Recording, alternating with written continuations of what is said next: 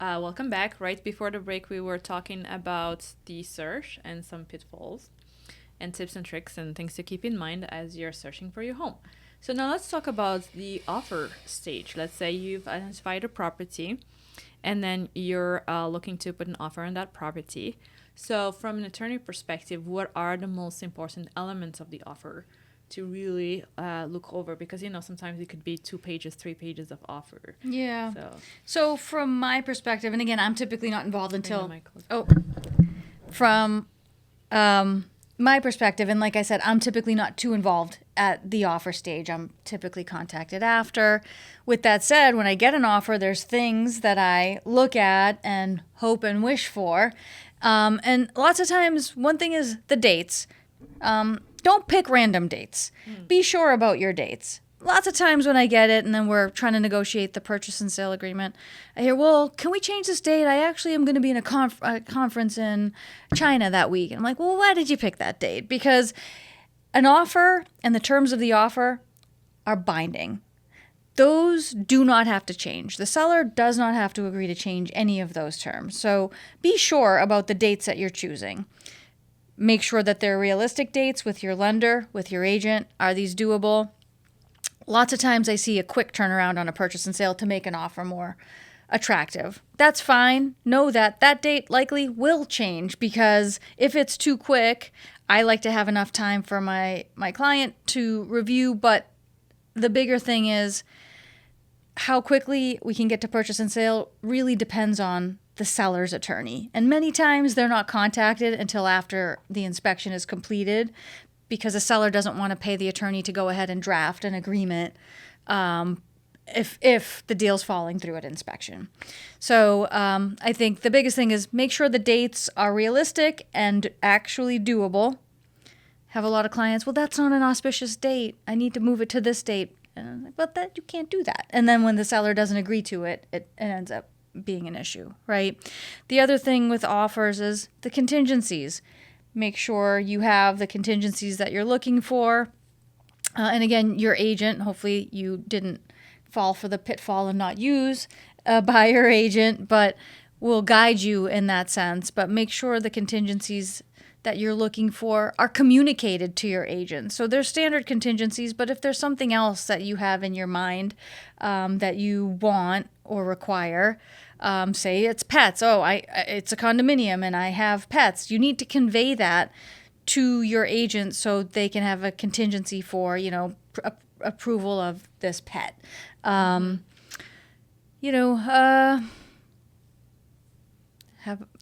the lender, the pre-approval along with your offer.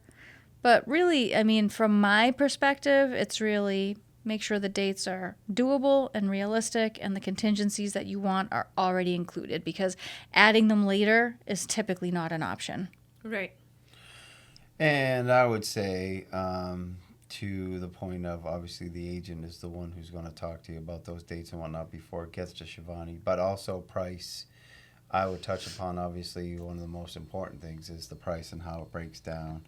And if you have a trusted realtor who can show you some of the comps in the area, can really try and communicate and get all the information they can out of the listing agent, how competitive is it, how many offers, and guide you towards the best price. Are they going to typically come back and say, well, we want our highest and best? So you're going to need to put your best foot forward from the get-go. So that's a fluid conversation, very situational. And to go to the price real quick, another thing that I see or have seen is the deposit.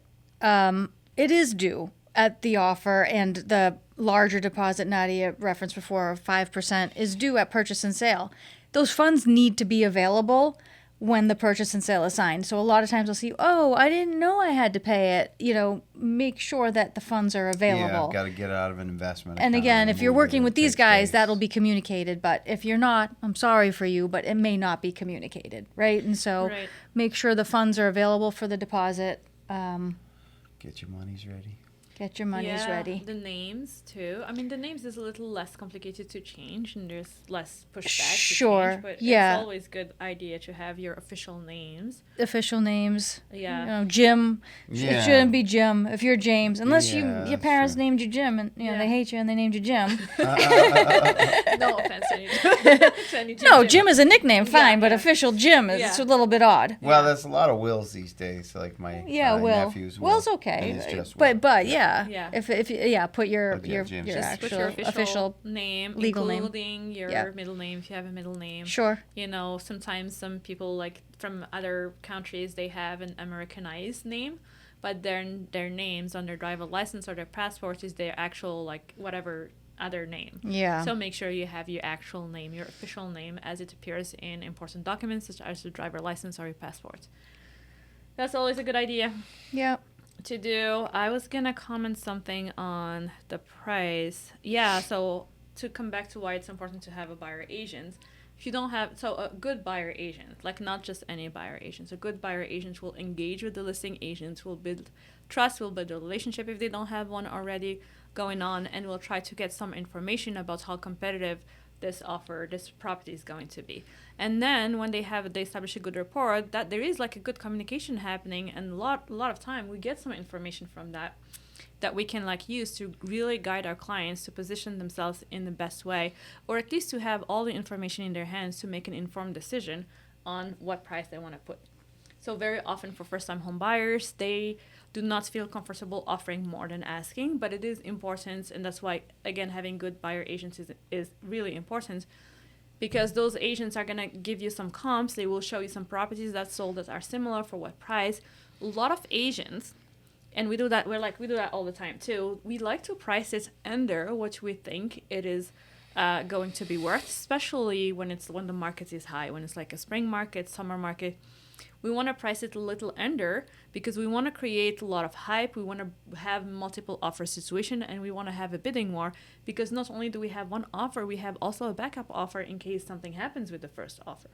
So a lot of agents, a lot of good agents actually will price it lower to attract a lot of buyers and create this bidding situation. So if you're a first-time home buyer, you're not aware of this kind of games, you will be like, well, I don't want to pay over, like they ask for $700, I don't want to pay $725. So, and this will cost you maybe your dream home. So be aware of that. Now, there are some agents who will price it really low. Like really low too, for whatever reason. $100,000s of dollars. Yeah, $100,000 really under what it's worth. And that is very destabilizing for a lot of buyers, because putting $100,000 more than the asking price, it's like why am I going to go to that extent? But the truth is, these agents gets like plenty of offers because they did it this way. But when you work with a good agent, independently of the asking price, those buyer agents will show you this is what the property is worth. So let's leave the games like asking price, this, that. To, like, don't put too much attention on how much they ask for, but more of like the comparison, how much this house is worth, like how much these other comparative houses have sold before for what price. And I think situationally, so not just the bidding wars, but the houses that are overpriced. And if you have a buyer's agent who can, we've been through a lot of different situations, so we kind of, sometimes the sellers are stubborn and they say, no, that's it. We want 800. We're not going to give you less. But sometimes we can situationally get you a better deal than you might if you don't have somebody with the knowledge of negotiating and, again, going through transactions or getting a credit after an inspection, or situationally knowing if you're the only buyer, you may have more leverage, and and usually it is overpriced even 2 weeks in. And even in this market where it's a little bit slower, if it hasn't gone in 2 weeks, not always, but usually it means, hey, it's overpriced and you can get some money off. A good agent will tell you whether it's overpriced or whether it's the right price, and what's happening with that property.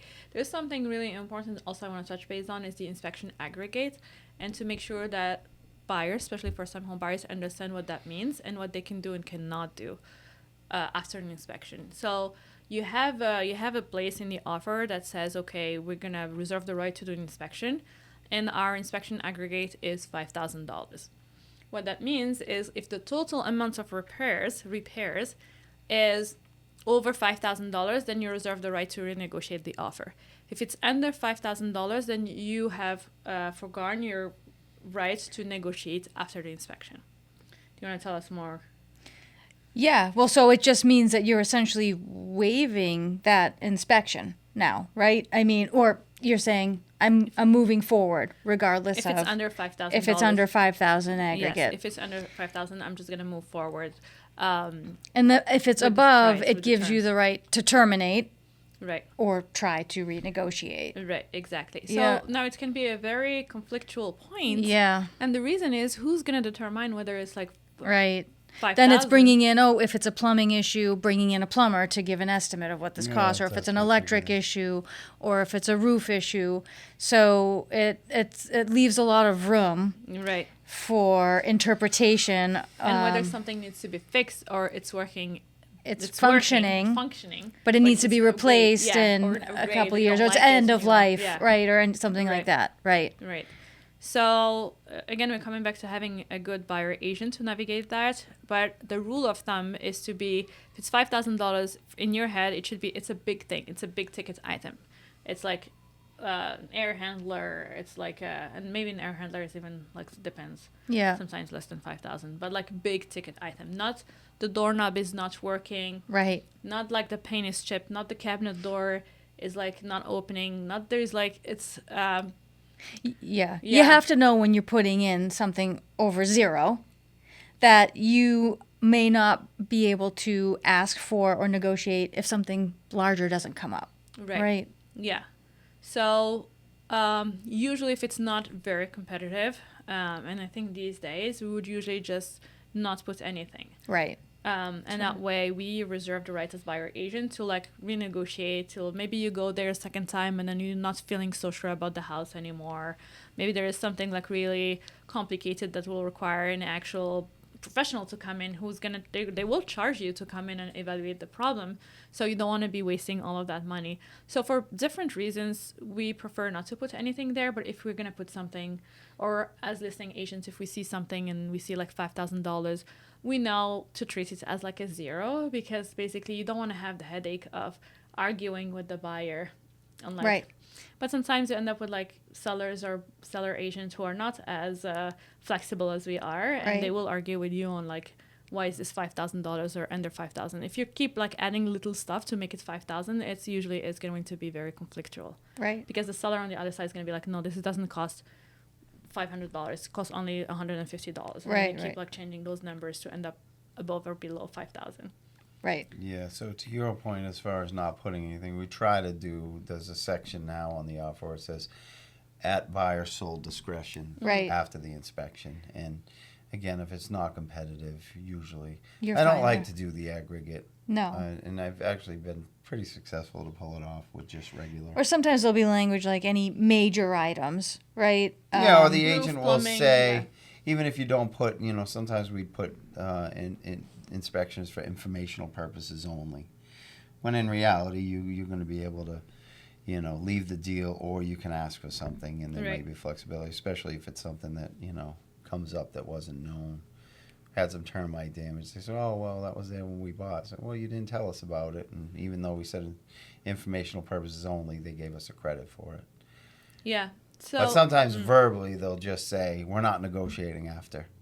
And I got Benet $10,000. and you're like, sure. I was going to say, again, Yeah. there's So always a That's negotiation. why it's important to have a good relationship also with the listing agents. Right. Because like you were able to just be like, Yeah. Well, Yeah. he told me I said, oh, Nadia, I crafted this beautifully. Watch this. I'm going to get $10,000. And the agent called and said, well, the sellers thought it was a bunch of BS, but Would they're take gonna it give you the anyway. $10,000. yeah. Yeah, so the dates are also important. Another, like the dates, which you said they were very important. Another point to keep in mind, if your money is coming from outside the country, like your parents are giving you a gift from Spain, from like whatever it is from, that money needs to sit in an account for at least 3 months. Otherwise, it's raising all sorts of red flags for money laundering. And you do not want to have that. And the lender is not going to accept that money coming from outside the country without all of that period of time hanging in there. So if you have money in different accounts all over the place, it needs to bring that money back in the US in one account and let it sit. Yeah. So that's something you want to do also when you prepare. Another thing about the dates too. Don't pick a closing date that is a day before your lease expires. Like if you're renting, I see people who are trying to save money on like a lease or something like that and trying to make it as close as possible. You need to give yourself flexibility in that case because the closing date, although you cannot unilaterally change it, it is subject to change. If, for instance, the lender needs more time or there's a title issue that's going to require it. You don't want to be left homeless because you picked a date that is too close to when you need to vacate your current home. Yes, and we had a lot of issues. Lots of homeless buyers. A lot of homeless buyers. No, Yeah, and then you end up with the user and occupancy, which we're gonna put in another podcast about it. Yeah. But it's like nobody wants to do it. There's all sorts of Lots of issues. risks involved in it. Yeah. Yeah.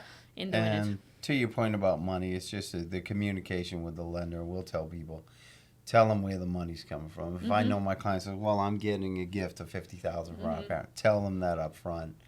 They're going to have you do a gift letter. And again, if there's money coming from another country, then they might need to be on the purchase. So definitely a proactive situation on that the lender knows exactly where the money's coming from. Yeah, No and basically, if you surprises. have a doubt whether you should say this or not, you probably should say it. That's the other rule of thumb is it's not gonna save you. Like you really have to have. That's why again it's important to pick the right lender, the right mortgage broker, the right agents, because you want to have that kind of trust with them, and they're all working as your team through the process. So it's gonna save you mostly time and money to just be upfront on things so you don't lose the property that you put the offer on. Because you didn't know, mostly it's because you didn't know, but just if you think whether you should say it or not, just say it. See something, say something. I love by that. Yeah. Yeah. Let's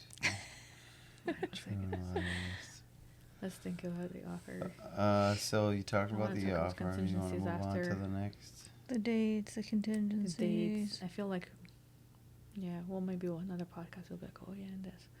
While you're talking about something else, it might come to you. Yeah. All right. So now on the offer also, which you started saying about contingencies if you have pets, etc. We have the classic contingencies, but you can also have other personal custom contingencies depending on your situation. For example, you need to let's say you're moving from one state to another because you have a job, like you have a new job. You have to make it contingent on getting your new job. Like if you're still not in the, you still don't know really for sure, make it contingent on that event that is making the move, that's making you move for that reason.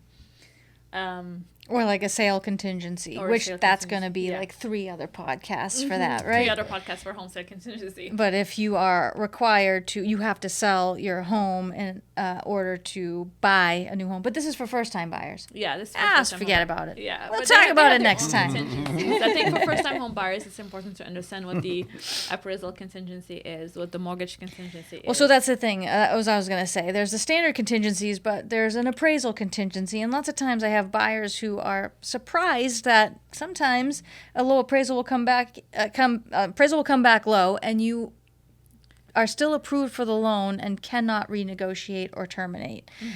So depending on how much you're putting down, so if you're putting down a significant amount, say you're putting down 30 or 40%, most lenders, depending on your loan program, they're only really looking for 20% in equity to put down. So if it comes back and you still have that 20%, they may say, okay, we're going to still give you the loan. But you say, but this appraised for $50,000 less. I'm overpaying, which is kind of a misnomer anyway. That's not necessarily the case because an appraisal is a bit of a made-up number. Yeah. But another podcast. If your property appraising for purchase price is important to you, you want to confirm with your lender upfront, am I going to be rejected for the loan if it doesn't appraise? And the thing is, they might say, no, you're not going to be rejected. But no, you do want to be rejected. That's the point. You want to be rejected for that specific loan that you're applying for, so you have the ability to renegotiate or walk away from the deal. And if the lender says, no, actually you're putting enough down in this program, or we would require PMI or something like this, then you might be looking to get a separate specific appraisal contingency that says the property must appraise at purchase price. And we've seen this in offers we've Yeah. received where Yeah. the person is putting 30%, or I think it was 35%, but then she had the language specifically saying subject to appraisal within a $20,000. Okay, From yeah. that offer price. Which is nice because they're giving the $20,000, and that makes it a little bit more attractive to the seller to say, okay, at least they'll make it up for a $20,000 difference. It's not as attractive to have an appraisal contingency to a seller. So if a buyer is able to confirm up front with the lender, if they can be rejected, then they can forego that adding that appraisal contingency because you're covered by the mortgage contingency. But it's not always the case. Yeah. Right.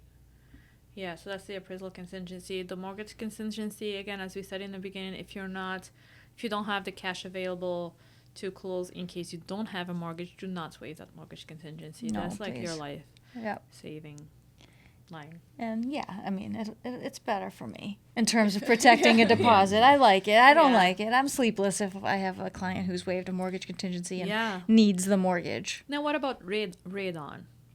So sometimes we see like the inspection period will end, but the buyer doesn't have the radon tests back yet. So those are like some situations also where you want to include that, if that's important to you, include that in the offer.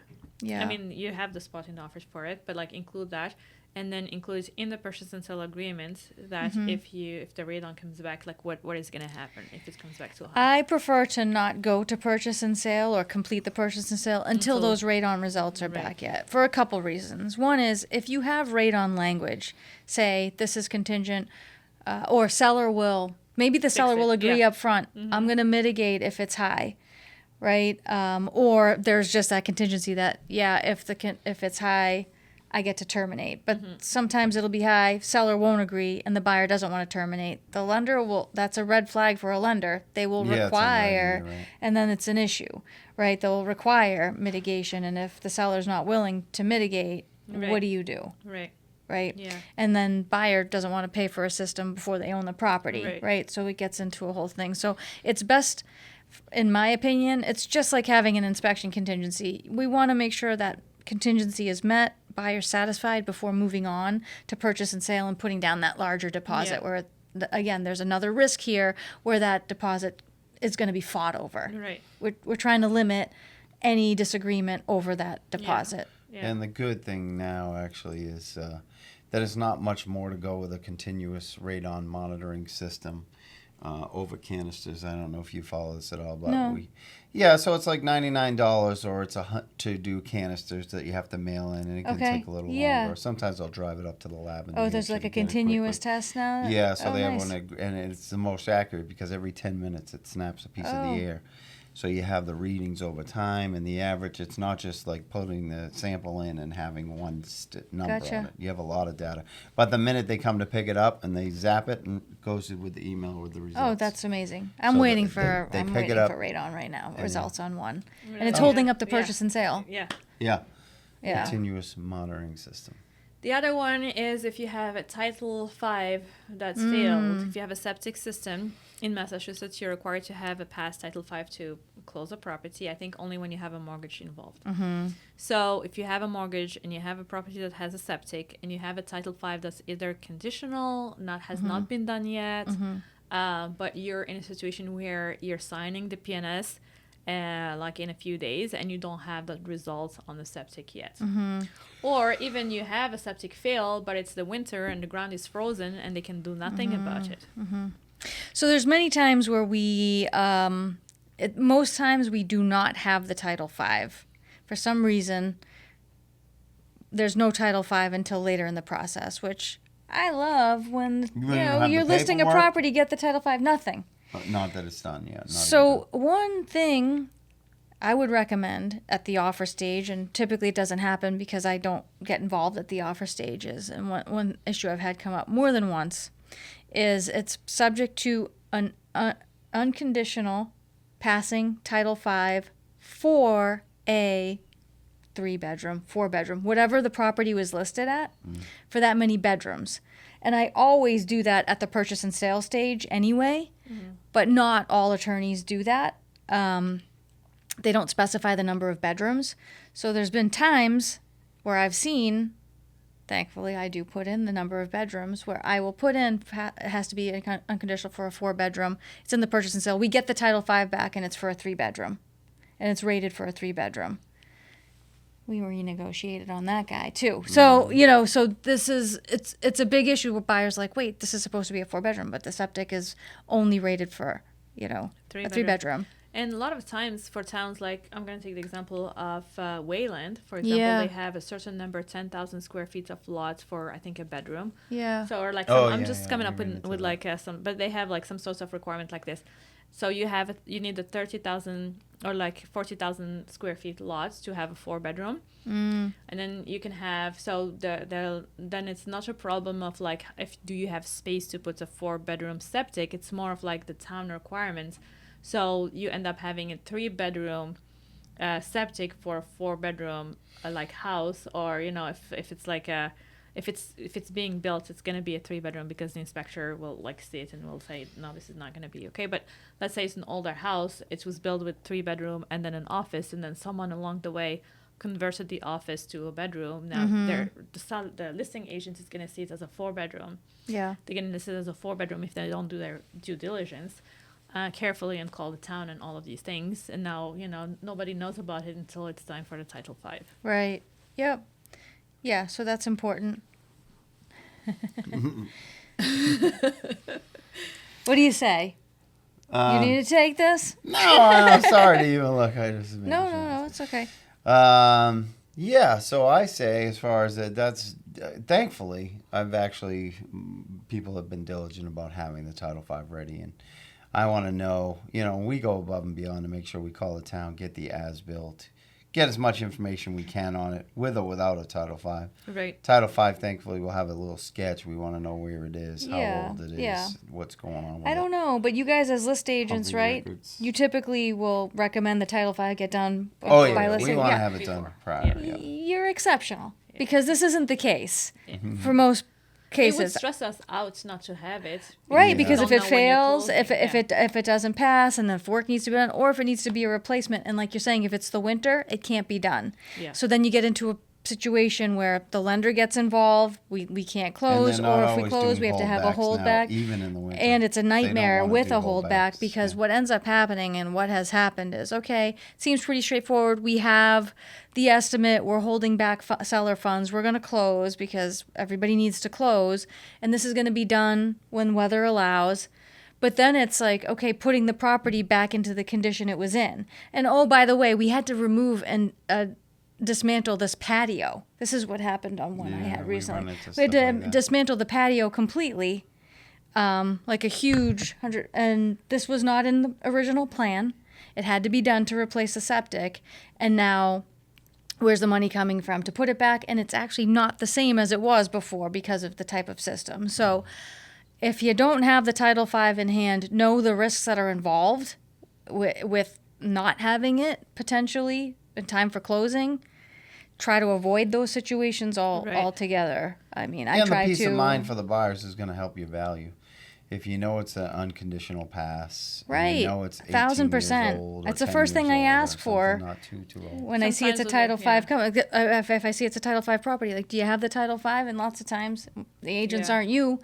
And no, we don't have it yet, or you know, or you need to do something about the property to have it, about the septic to have it. Right. But like, speaking about problems with septic, sometimes they have to redesign the whole septic, and now you have like a big bump in your backyard, which you didn't have before. A mounded system, it's called. Yeah. Yeah, I'm in a high water table area. That's what have a septic from '84, so I'm paranoid.